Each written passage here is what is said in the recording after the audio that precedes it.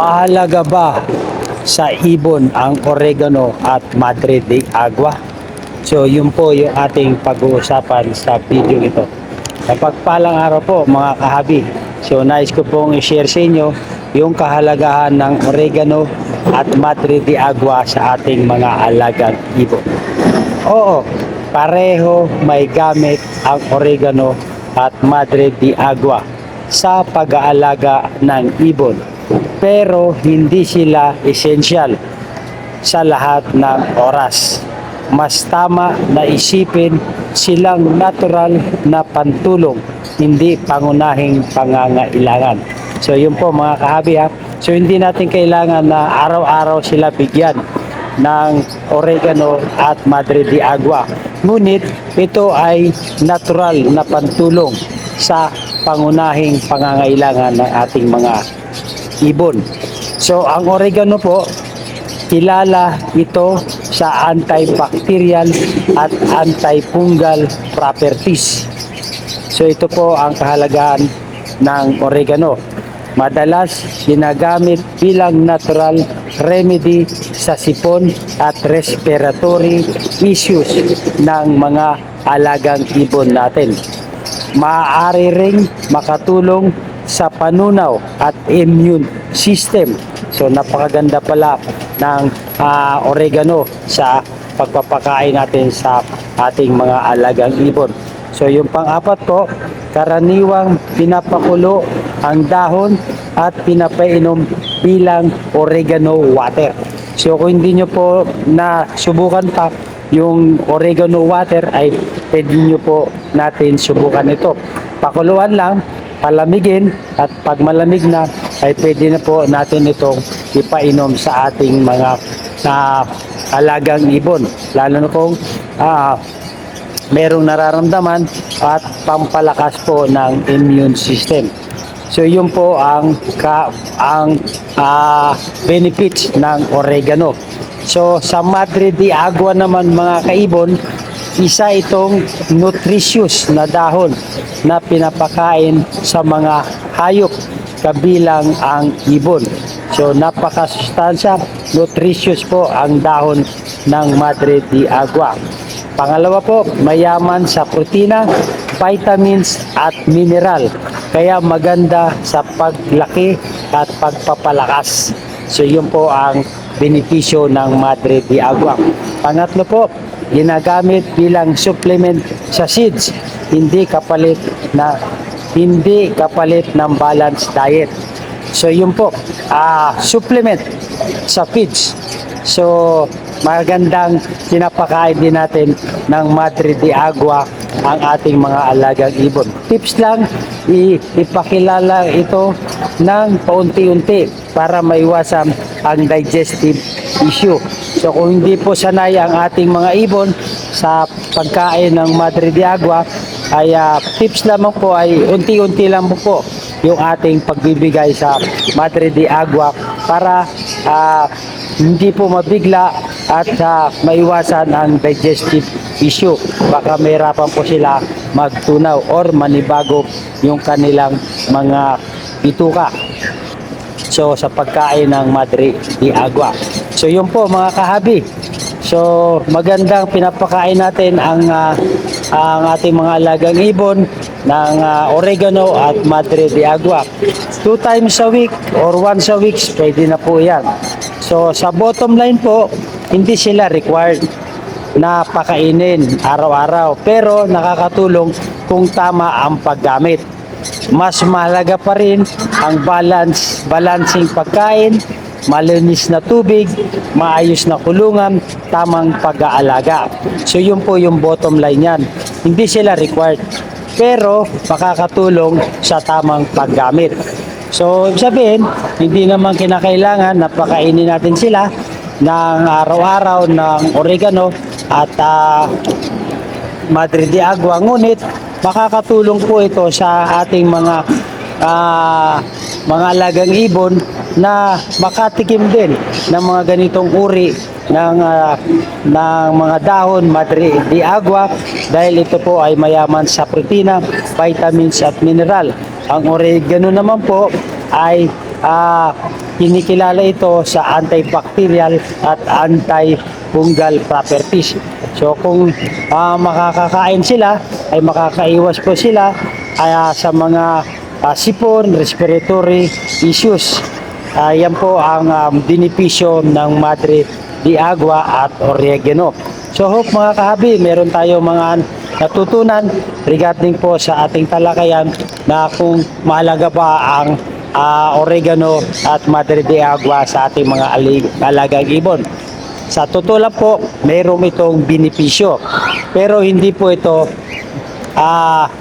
kailangan essential na pakakainin natin. So, paminsan-minsan, papakainin natin sila. So, mas mahalaga pa rin ang balancing pagkain. So, hindi lang tayo nakatutok sa feeds, hindi lang nakatutok sa mga vegetable, hindi lang nakatutok sa fruits, magkos balancing pagkain. So, halos lahat dapat ng may papakain natin sa ating alagang ibon ay ating pong ipakain. Pangalawa po, malinis na tubigan. Lagi po sana tayo nagpapalit ng tubig. So, once sa umaga at once din po sa hapon. Yung iba, 3 times a day. Lalo na kung mainit na panahon. Para kasi yung nababad na tubig ay nag-iinit din po yan. Tapos yung maayos na kulungan. So, kailangan lagi tayong naglilinis at laging nililinisan ng kulungan at para hindi po magkasakit ang ating mga ibon. Lastly po ay yung tamang pag-aalaga. So sa tamang pag-aalaga, sa wastong pag-aalaga ay makakamit natin ang kagandahan at mga benepisyo at nang maibibigay ng mga ibon sa atin. So pag maganda yung ating pag-aalaga, nandun po yung return sa mga progenies naman po. So pag marunong tayo mag-alaga sa kanila, sa mga parents, so susuklian naman tayo na alagaan naman nila ang kanilang mga progenies at ang kanilang mga sarili. So yun po ang ating sharing sa mga kahabi, kung mahalaga ba ang oregano at Madre de Agua sa ating mga alagang ibon. So kung nagustuhan niyo itong topic natin, ay humingi ako ng favor. Please subscribe my YouTube channel, Olen Aviary at iba pa. So yun po ang sharing po natin. At nais kong i-shoutout sa lahat ng mga patuloy na sumusuporta sa ating YouTube channel, sa patuloy ng mga pagtangkilik sa ating mga talakayan, sa mga silent viewers dyan, shoutout po sa inyo. At sa lahat po mga nagko-comment, ay maraming po salamat sa inyong suporta.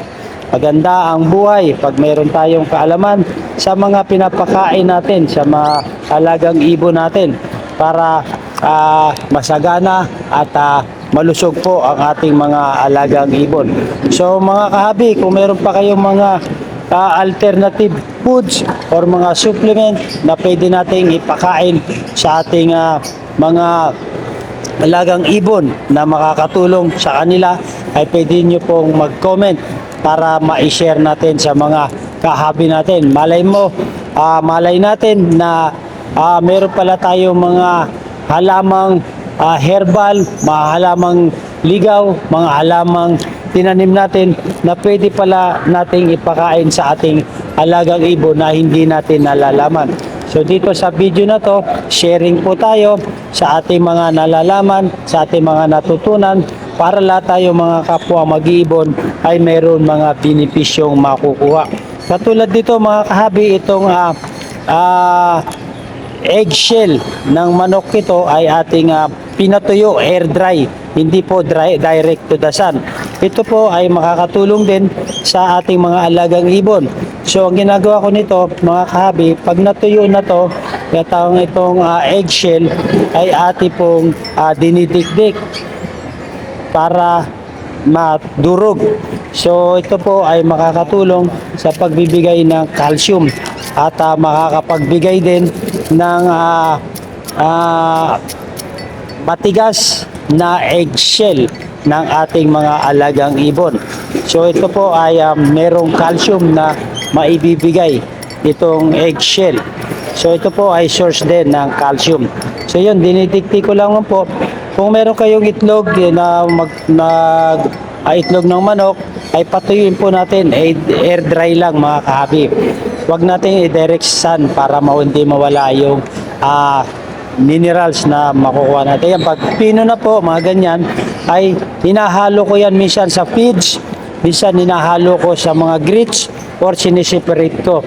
So, iayaan lang natin na yung mga ibon ang tumuka.